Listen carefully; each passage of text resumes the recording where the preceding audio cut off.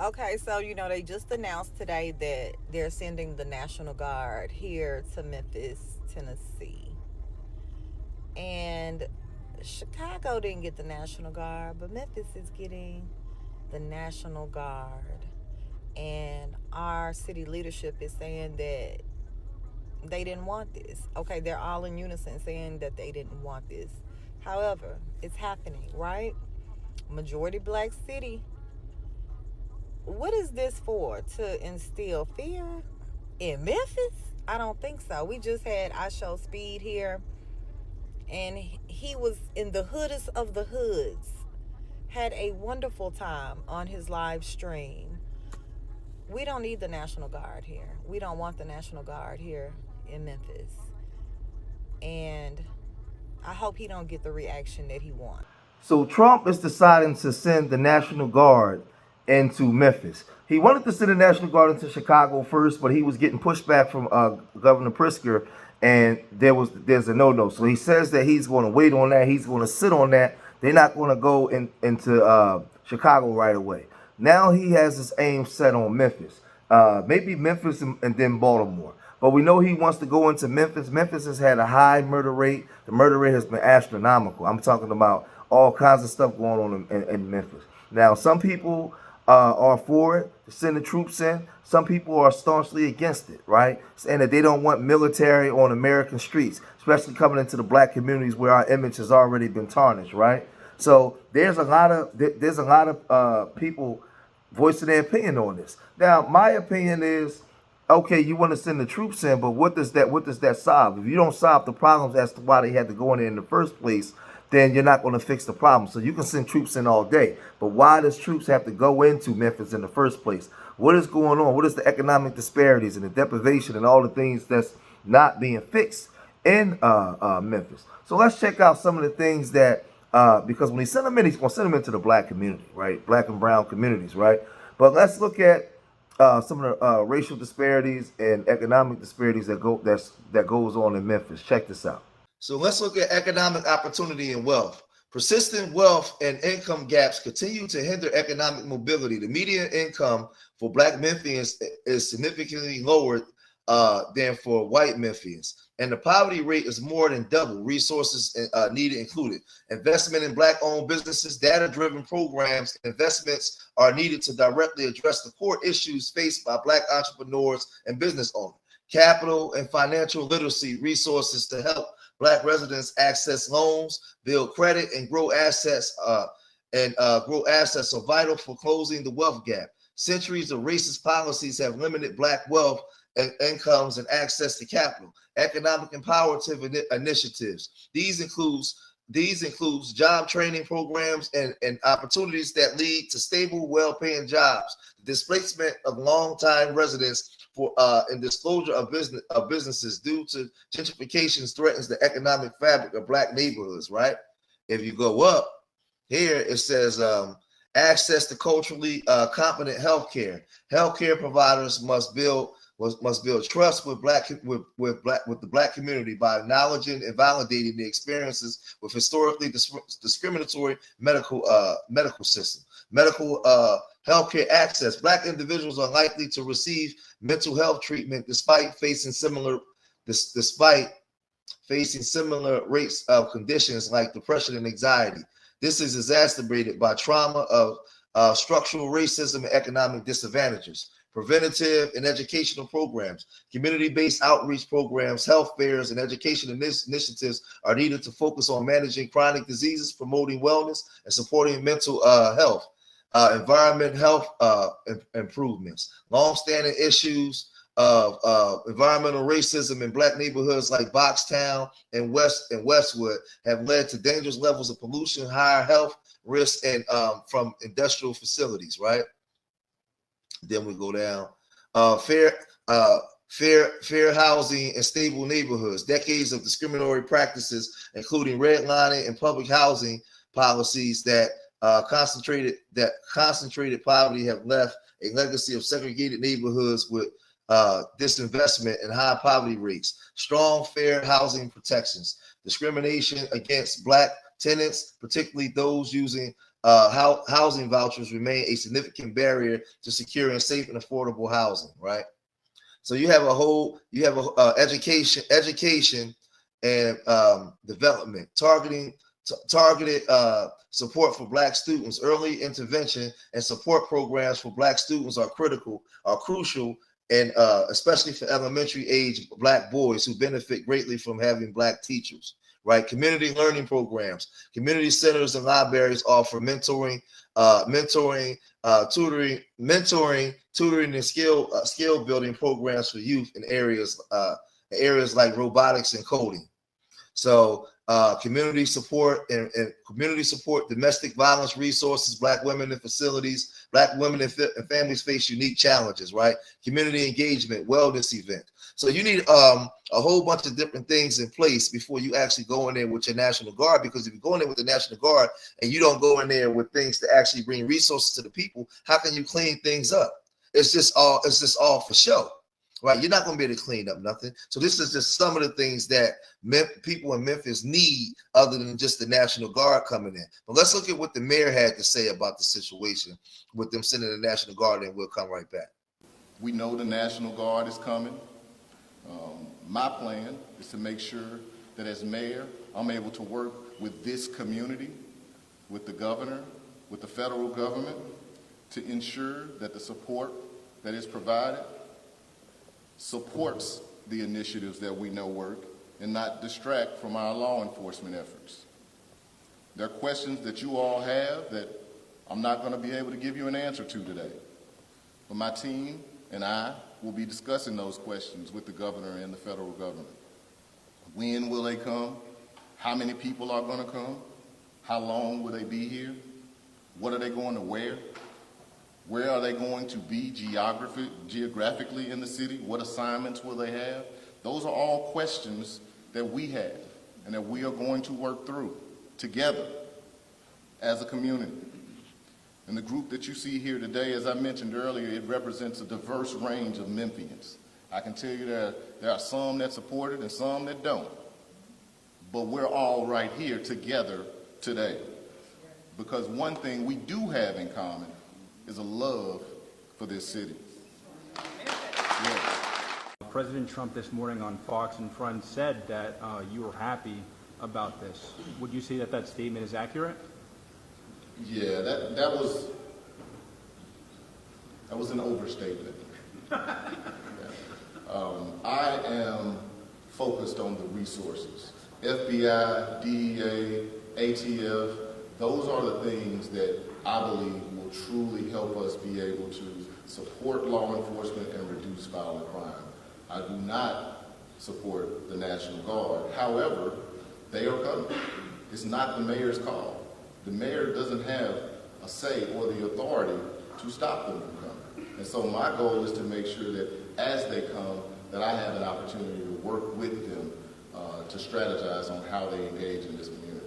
Now again, Donald Trump is running the play to make it seem like he's stopping violent crime, right? But you can send troops in, you can send in feds, you can warehouse black bodies, you can lock people up. But if the people don't have resources to develop themselves and solve their own problems, then you're not going to fix nothing. You're just putting a Band-Aid. You're putting sugar over, you know what, over it, right? You're not fixing nothing.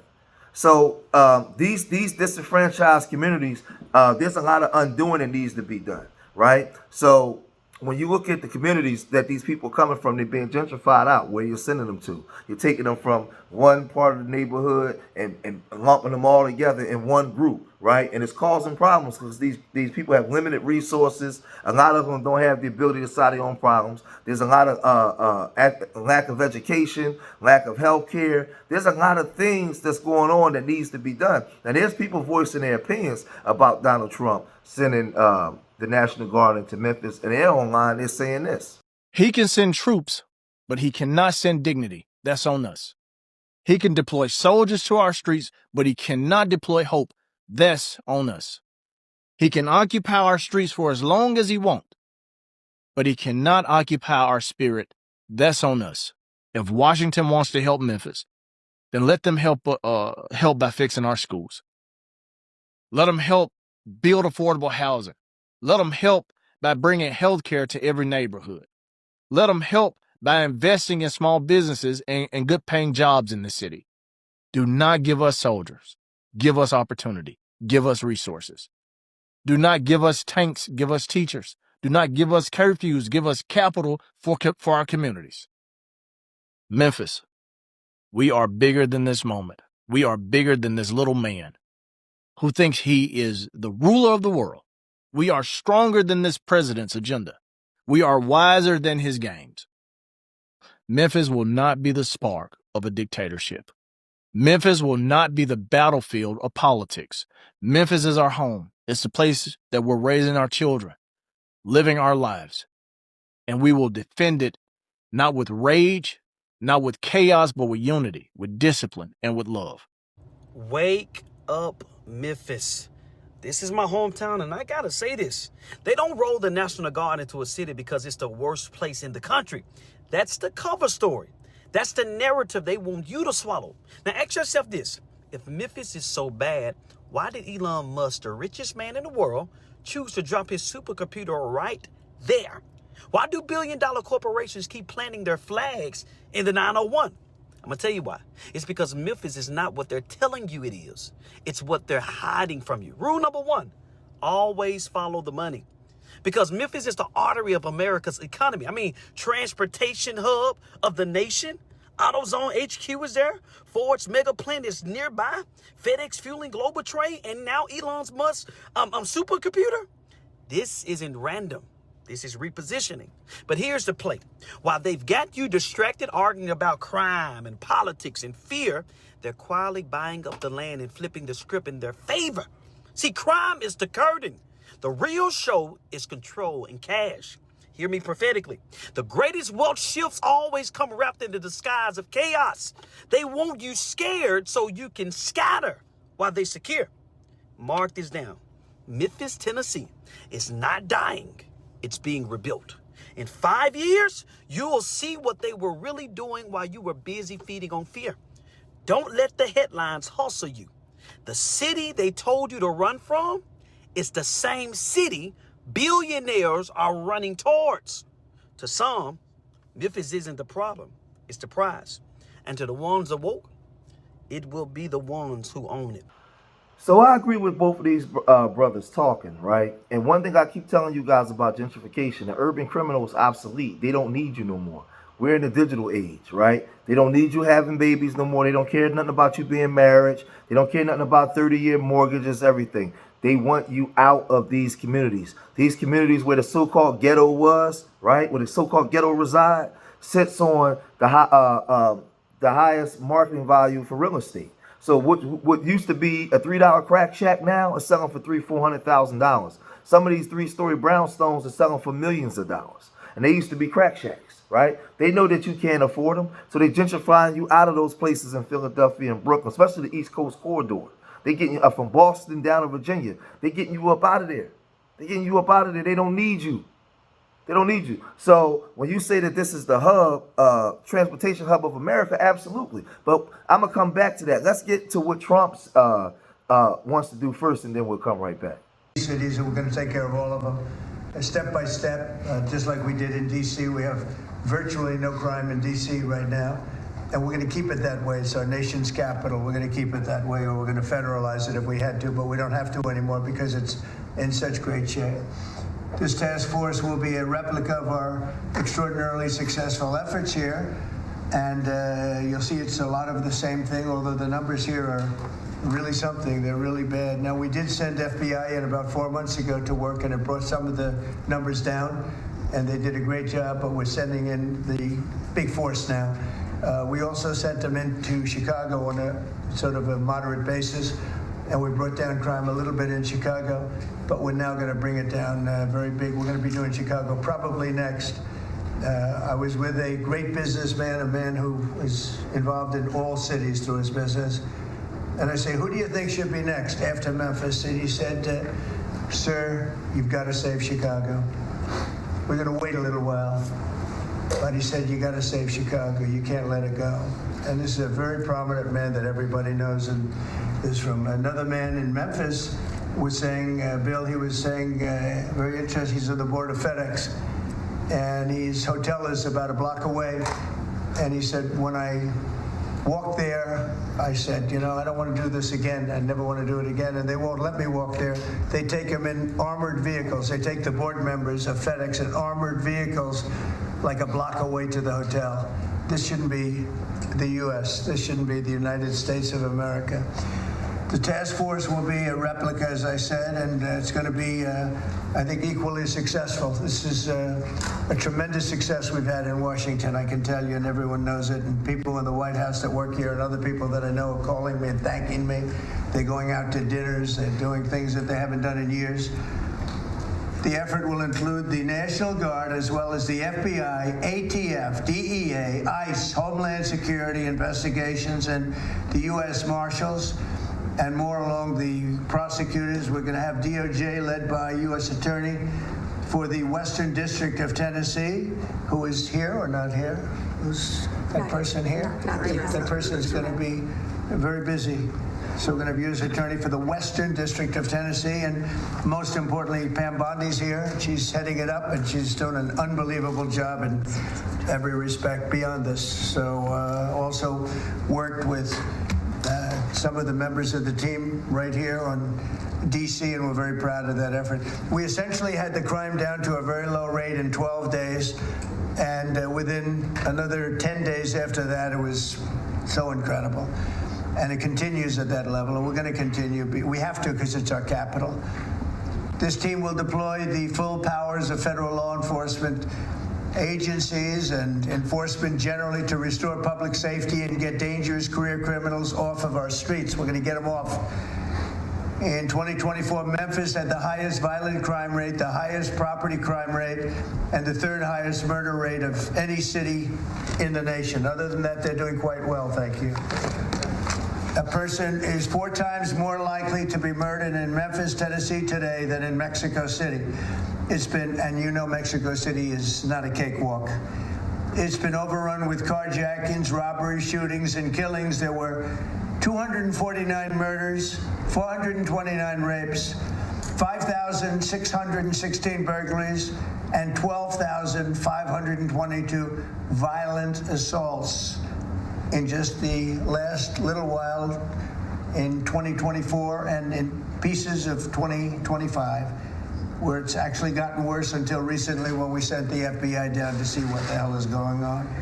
Last month, a vicious thug carjacked an elderly woman parked at the movie theater, dragged her out of the car, and body slammed her into the pavement, where she is still trying to recover. Probably won't be successful. So we're not going to allow this kind of savagery to destroy our society anymore. We're stopping it. We're doing it one by one. We have time, but we want to go quickly. We don't want to lose Chicago. We're going to lose Chicago. We're going to lose places like you go to St. Louis. St. Louis. We're going to lose St. Louis. We're not going to lose. We want to save these places. You're going to lose them. It was the way the man said it. He was a very high-quality man. I said, "Who would you do next?" He said, "Sir, do Chicago. You don't want to lose Chicago." We're not going to lose Chicago. So we're going to have to go very big, and we're going to go probably, we're thinking about it for next, Pam. We're going to hold it off. We're going to do some of the smaller ones, and the truth is our people are so good. Gaddy, you're doing a great job wherever you may be. We're doing so good that I don't think we need too much practice, right? But we got to go and save our big cities, our great cities. Chicago's a great city, and we're going to make it great again very soon, and I think we can do that. Despite the tremendous size, I think we can do a real job, and we're going to give you the resources that you need. So with that, I'd like to just end by saying we're going to make Memphis safe again. Now, I keep telling you guys that they're gentrifying you out of these communities, man. They don't care nothing about resources. They know everything that I just read earlier. They know the position of the black community. They know it. They don't care. They don't care.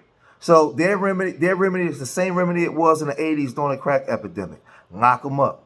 Lock them up. Get them out of here. When they got the opioid situation for their people, they got all kinds of resources, everything. It's happening in front of your face. The biggest problem that you have is lack of cultural integrity in the black community because a lot of black leadership lack integrity.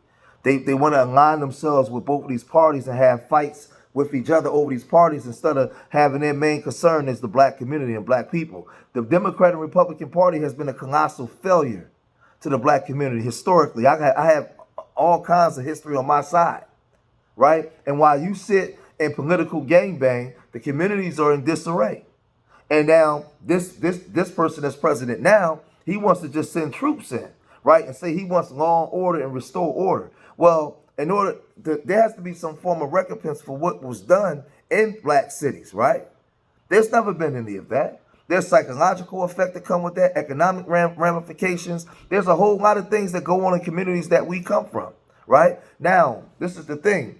Yes, we do need some dignity. We do need to learn to have some loyalty. But I often tell you, in the system of capitalism, in the marketplace, when your lifestyle is predicated on each other, you don't see the value in each other. They know that. That's why it's so easy for us to forgive all other groups but not forgive each other, because we don't think that we need each other. We go outside of ourselves for everything that we need. The only thing that we come to each other for is sex. To make babies that a lot of us are not even well equipped or raised to even take care of, right? There's a lot of things that's going on wrong in our communities, and everybody knows it. Everybody knows it. And there needs to be a redistribution of resources back into our communities, right? But it needs to be given to the right people that we're going to help redevelop our people the same way every other group was able to do it. We're the only ones that haven't, and because we've been the burden bearer and the cannon fire for everybody else. For everybody else. Because the thing is, we're the consumers.